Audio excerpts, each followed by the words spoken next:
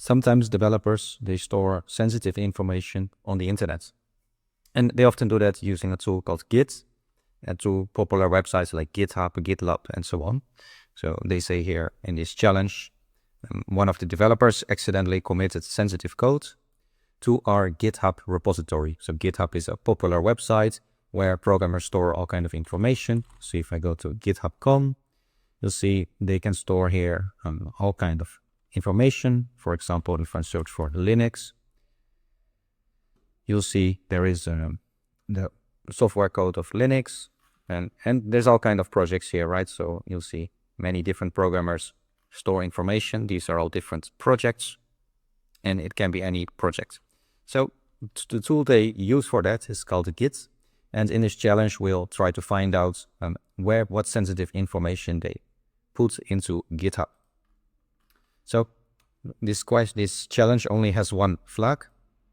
And for this challenge, we'll need to use the command line. But let's first unzip this committed.zip. So we do right click and then extract here.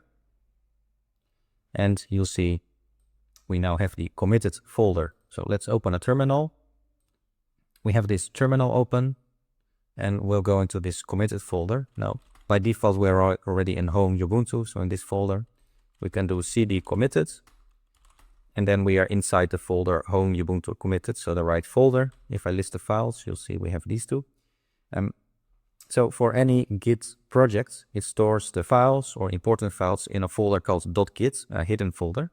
If I list the files and folders, you'll see there is no .git here. So what we need to do is enter this committed folder. So here we cd committed. And then let's move this thing to the left here. You can say ls-al. And now we see the .git folder. To activate the Git project, you can say git init.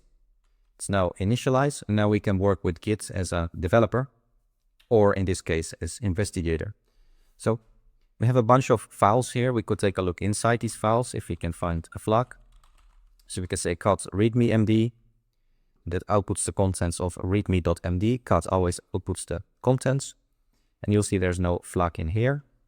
There's also another file. So if I say cut main.py, you'll see it's some kind of database program, but there's no flag here or any sensitive information either. However, it could be that this information is committed or stored on the internet. So we could do git remote -v. Git remote -v. And you'll see there's not any repository set, not any website link. So what we could do is we could check the log files. We could see what happened in this project. Git has its own log files. You can browse them with the command git log. And you'll see the person did several steps. So they started on February 13th. They did the initial commits. They pushed one version to the internet. Then they pushed another version here with a different message. They pushed another version. And you'll see each version has its own unique identifier. So there are many different versions here. We could browse around these versions, or we could check if there's multiple branches. So in a Git project, there can be multiple programmers working at the same time.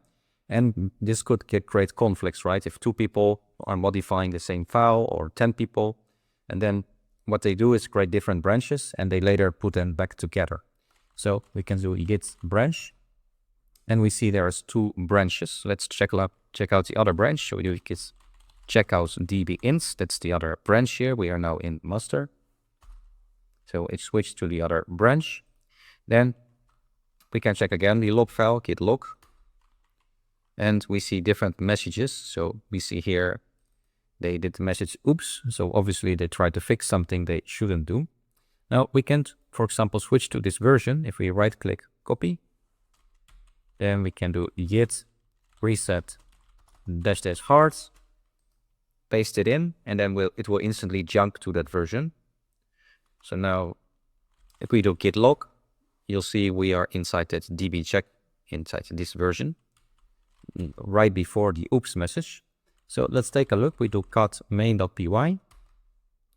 And if we scroll here, we see the passwords, the flag for this room. So we right click copy and paste it into committed. and we then completed this challenge. We completed this room.